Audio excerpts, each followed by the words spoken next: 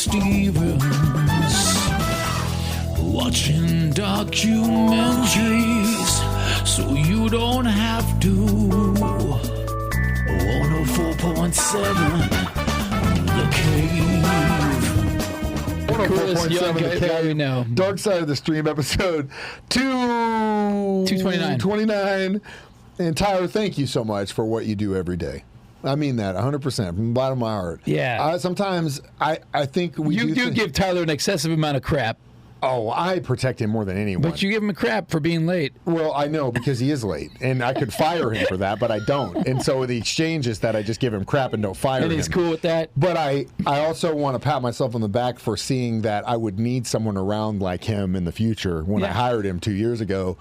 And now to put a smile on your face. He's here, and he's doing exactly what I needed him to do. When you're having a down day, you put a smile on your face. And man, I'm so thankful for you, Tyler. Anyway, now we can stop gushing over our Magic Tyler, and we can talk about the subject of this week's Dark Side of the Stream, which was Catching Fire, the Anita Pallenberg story. So before we get into this, you know that she never wanted to write an autobiography. Like, she was on record for years saying, like, making fun of, like, Posh Spice, saying, if this young thing can write an autobiography, why? You know, because Anita was she was down. She was boss. She was literally boss. We have a phrase in bands that I have been in throughout my entire life, and I think it was in the Airwalks that we came up with this. We had a drummer whose girlfriend knew exactly how he set his drums up every single time. So when we would play shows, she would be in there setting up cymbal stands, setting up toms for him. Yep. When we were done, she'd run up there and help him tear it down. We called her the rock and roll girlfriend. She she wasn't the chick that you have to worry about taking a bunch of shots, getting too drunk, and you got to carry her out of the bar. Right. Yep. She was there helping every single which is also on the flip side. Yeah, Jordan does that. She does help carry shit a lot, which is good. And she knows also where everything goes. And when the stage, if something's off, she'll go, "Hey, you want to fix that light over there?" She'll know. But the flip side, she also does like the party. There's a 50-50 shot. My friends, consistency here is what we're after. She's not a complete rock and roll girlfriend yet. She's in training. And once she gets to the point where she understands, just like you do, you don't start pounding drinks down till you hit stage. I know what it is. You have your first one on stage. There's a work effort. You have a job to do. Sometimes things happen. We played a show the same night you did. Yep. I didn't start drinking until I think I had 2 on stage, our whole set. Yeah. Good. And because there were, it's fun to drink and stuff, but I'm not trying. I got a job to do. Yeah. That's the job. I got a lot of stuff to be Anita responsible Pallenberg for. was the first rock and roll girlfriend, in my opinion. Maybe she didn't lift any gear. And at the beginning, it almost seemed like, you were thinking, oh, okay, groupie girl. But no, she was the boss mama. She was definitely an it girl before she became involved with bands. But I also thought it was funny that there were certain, like when you talk about George Harrison's girl, Patty, and how she was an it girl, and then she became involved with them, and then involved with Clapton. Taylor's oldest time. There were a few of these girls that existed that became muses, if you will, for certain artists, and Anita definitely was a muse for the Rolling Stones. And it wasn't just Keith. When we come back, she actually was with someone before him. And we'll talk about that next. Dark Side of the Stream on 104.7 The Cave. Dark Side of the Stream, like the Intern and J. Stevens, watching documentaries so you don't have to. 104.7 The Cave. Hey, Stevens, Mike the Intern, back in the studio. It's Dark Side of the Stream, episode 229, Catching Fire, the Anita Pallenberg story. And as I said in the last break, she never wanted to do an autobiography. The only reason this thing exists is because her grandchildren found a bunch of tapes that she had kind of started the process, and then at a certain point just said, nah, I don't want to do it, screw it. She seemed as stubborn as a person as Keith Richards, and how they were able to stay together for 13-ish years, have 3 kids throughout massive amounts of addiction. I'll never tell you, but we'll get into that in a second. Before she was with Keith and married him, she was actually with Brian Jones up until his death. Now, let me ask you this, right? Let's say you're a guitar player. Yes, sir. Good-looking dude. Sure. Great guitar player. Sure. And he's an awesome guy. He's with a girl and they're married. She's also extremely talented vocalist. I mean, God, Sarah can do. She can literally do Led Zeppelin. She'll blow your mind. Yeah. Let's say that he's coming home from a show, and again, this is all hypothetical, so don't freak out. Something happens. He's in a car crash and passes away. Right, and you're single. You gonna go out with her? And now, would that not be weird? I don't think it would be that weird. To you? To me, it would be strange. I could see that scenario taking place, and I wouldn't think it's weird. I don't think it's weird. No, you are asking the wrong guy, probably, Mike. Dude. Yeah, I'm asking a guy who's dating someone that's younger than his own. Yeah, Mike, think of my whole history. You're definitely asking the wrong guy on a morality question. You're thinking like bro code. You don't date somebody, but what if like? It's not about bro code because it's not about. But she was like almost like a sixth member of the band. She was like a homie. She was their you know? muse, and she was around a lot. But again, like they just liked hanging out with her, you know, in general. Like literally within the same year they're together. Now let's say, let me change it a little bit. That happens, and then down the road, 5 years later, you guys run into each other, and you're like, oh my God, it's been so long. How are you doing? Well, you know, obviously that happened, and then I did this and this. I could see that making sense because you have gone and you lived your life, and now, but like literally, like the way I within a couple days, you're going out to dinner and hanging out. That's crazy. Is they were a group of friends. She was dating him. Things were going south already. She already started kind of hanging out with him. He was obviously the more stable, which is crazy to say that Keith Richards is the stable one. He's still alive. But, right, yeah. And probably like, hey, they were all friends. Yeah, I know. He's screwing up, man. Yeah, he's screwing up. Like, what do we do? I don't know. And then you just start kind of hanging out more and more, and it's like, wow, I really kind of think this guy's awesome, and this guy's fading out. And then when he died, it just gives an easy segue to that. It'd have been. I feel the segue would have happened if Brian would have still been alive, because I think they would have been like, he's out of the band, he's on drugs, he's out of it. We took his girlfriend off. too. Yeah, they would have ran off together anyway. It's just love, man. You cannot put a hamper on love, guys. It's hard. You can't. What do they say? You can't choose who you love. Or you can't pick. Like you love me, and you never thought you would love me, and look at this, you love me. I love everyone. Yeah, not this morning. You don't. Not if we would have had the camera on a half an hour ago. Not right now. But yeah, that part of the story, I thought again, and you're right, and it was probably just a communal thing. They're just a bunch of homies, and just made sense. Yeah, I guess I don't know, but.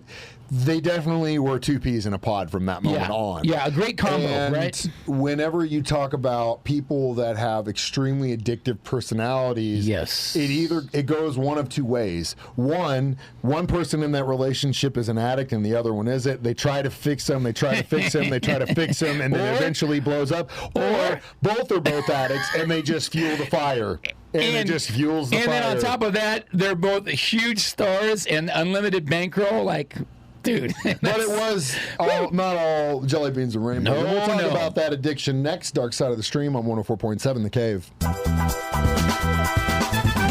Dark Side of the Stream, like the Intern and Jay Stevens,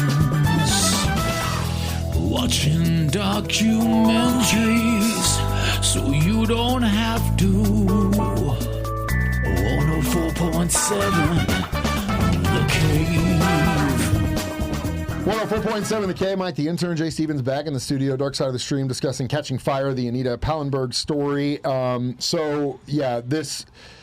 This story definitely, obviously, being involved with the Rolling Stones and being married to Keith for so long. And having kids. And trying to create a family in that situation is a hard story in itself. But then on top of it, you then have to really look at a big part of this story, which is the addiction that they both had. Yeah. Very addicted to drugs. And the story she ended up catching Hep C from needle use. And possibly, they don't really know, but more than likely that's where you get Hep C and then from. when you'd hear the kids talk about stories and the parties and stuff that they would see and be involved in.